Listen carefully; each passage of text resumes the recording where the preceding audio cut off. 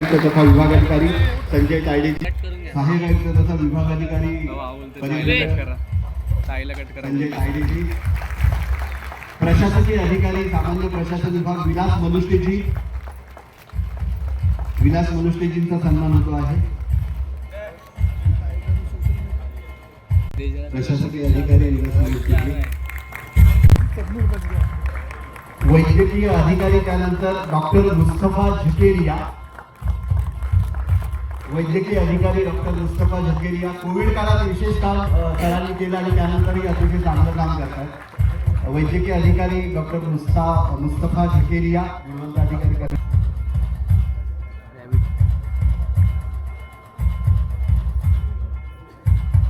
मुस्तफा झकेरिया यांचा सन्मान होतो आहे। कार्यकारी अभियंता सार्वजनिक बांधकाम विभाग अभियांत्रिकी विभाग कार्यकारी अभियंता स्थापत्य अजय संखेजी, कार्यकारी अभियंता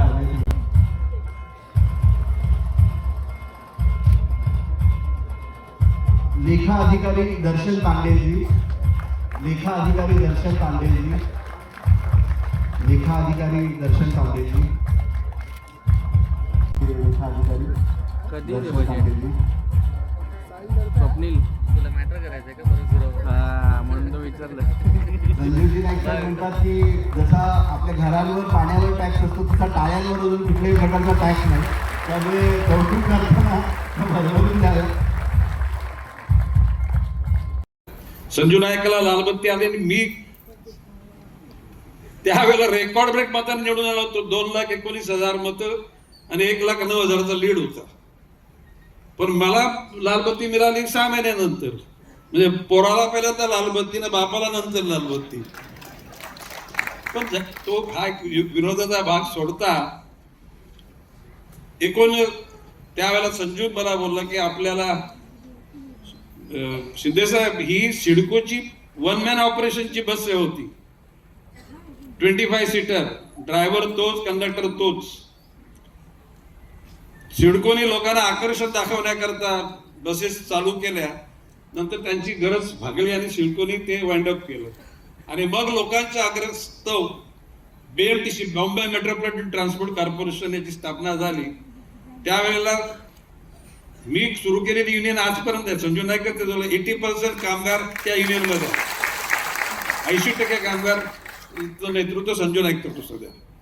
सुरेशजी ठाकूर माझा मित्र ऍडव्होकेट सुरेश ठाकूर ते मेंटेनन्स लीडर होते आणि डॉक्टर दत्ता सामंत हे ड्रायव्हर लोकांचे लीडर, बरोबर आहे ना? हा हलूच आवाज आला हो।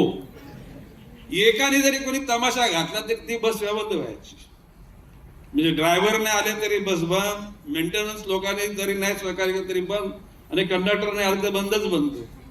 तत्कालीन मुख्यमंत्री वसंतदादा नाईक, कैलासवासी वसंतदादा पाटील यांनी बघितलं हे फार बेशिस्तपणा चाललाय आणि आम्ही फार प्रयत्न केले। त्याला तर मी दिल्लीमध्ये जाऊन स्वर्गीय इंदिरा गांधींची सुद्धा भेट घेण्याचा प्रयत्न केला। मग मी लोकांना शब्द दिला की जेव्हा केव्हा संधी मिळेल त्यावेळेला बस सेवा सुरू करू आणि एखाद्या कॉर्पोरेशन सुरू झाल्यानंतर 6 महिन्याच्या आतमध्ये जर कुठे परिवहन सेवा सुरू झाली असेल तिचं एकमेव उदाहरण म्हणजे नवी मुंबई महापालिका। सुरुवातीला कमी बसेस होत्या, आता काहीतरी 547 बसेस आहेत। पूर्वीच्या डिझेलच्या होत्या, टोटल लेलँडच्या होत्या, नंतर टाटाच्या आपण घेतल्या, नंतर आपण CNG वर आलो, वोल्वो पण घेतल्या, आता आपण इलेक्ट्रिकल व्हेकल्सवर आलो। जगाच्या पाठीवर कुठलाही उपक्रम वाहतुकीचा आहे, पब्लिक वाहतूक करणारा जगाच्या पाठीवर कुठे प्रॉफिट मध्ये नाही। जोपर्यंत BST ला इलेक्ट्रिकल सपोर्ट होता, मुंबई इलेक्ट्रिकल सप्लाय कंपनीची नंतर BSEL झाली आणि ती आता रिलायन्स झाली आणि आता ते अदानीच्याकडे गेली, तिचा सपोर्ट संपल्यानंतर आज नवी मुंबई महापालिकेची परिवहन सेवा कधीतरी शक्तिमान आहे, पण BSTच्या लोकांचा कधीतरी पगाराचीच बोंबाबोंब होते, नंतर तिथून पगार दिले जाते। पण याचा अर्थ नवी मुंबई महापालिकेच्या परिवहनचे सगळेच लोक सुखी आहेत अशातला प्रकार नाही। कुठलाही आपण ज्याला आपण वाढदिवस साजरा करतो ना, तर त्या वाढदिवसामध्ये त्या दिवट्याने काय पराक्रमी केलं वर्षभरामध्ये, त्या दिवट्याची ती पराक्रमाची सुद्धा गाथा निश्चितपणे वाचली पाहिजे. तर या ठिकाणी परिवहनचा आपण वर्धापन दिन साजरा करतो, महापालिकेचा करतो. तर मी आज माननीय आयुक्त महोदय, माझ्या मनातल्या ज्या गोष्टी आहेत त्या तुम्हाला वारंवार बोललोय. महापालिका जोपर्यंत आहे तोपर्यंत शिक्षण विभाग राहणार आहे. मग त्या शिक्षण विभागामध्ये टेम्पररी शिक्षक झाला पाहिजे. त्यांच्या परीक्षा घ्या, त्यांना परमनंट करा, बेसिक डीए अलाउन्सेस सगळं त्यांना मिळाले पाहिजे.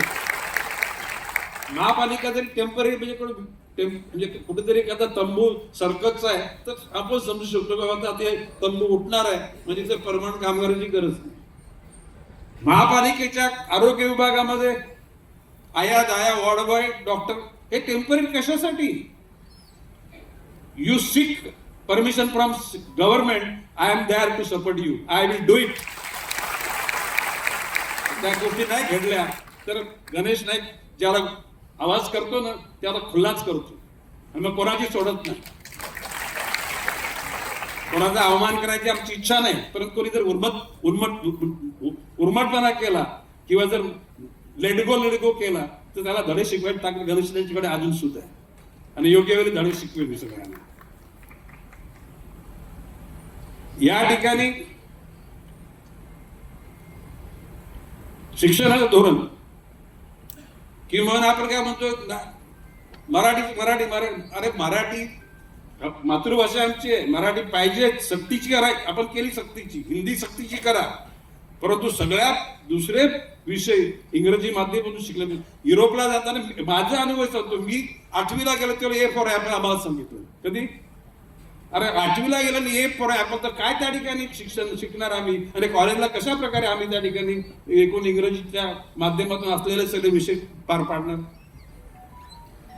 या अडचणी भविष्य काळामध्ये आपल्या शहरातल्या जनतेच्या गोरगरिबांच्या मुलांना येता कामा नयेत. म्हणून या बाबतीमध्ये राज्य शासनाचं अनुदान नाही मिळालं त्याची पर्वा नाही. महानगरपालिका सक्षम बनवू.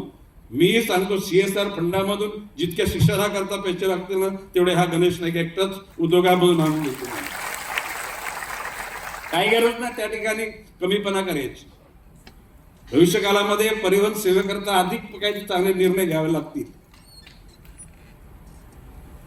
एकूण माझं मत आहे की का आपल्या जशी लोकसंख्या तुम्ही सांगितली 15 लाख आहे, या शहराचे वॉर्ड किती, त्या अनुषंगानं शिक्षणाच्या करता किती शाळा पाहिजेत, किती शिक्षक पाहिजेत, किती नॉन टीचिंग स्टाफ पाहिजे याचा आराखडा करून तो बिंदू नामावरी त्याचे सँक्शन तुम्ही करून घ्या. आणि त्याला सँक्शन करून देण्यासाठी काही डॉक्टर शिंदे साहेब तुमच्याबरोबर आम्ही ताकदीने उभे राहणार आहोत.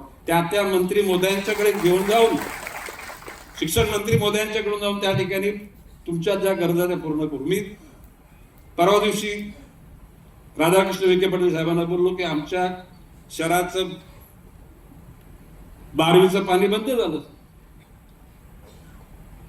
मी त्यांना सांगितलं, त्यांनी म्हटलं मी तुमच्या कार्यालयात येतो आणि आपल्या रायगडची कुठला आपण सांगितलं तुम्ही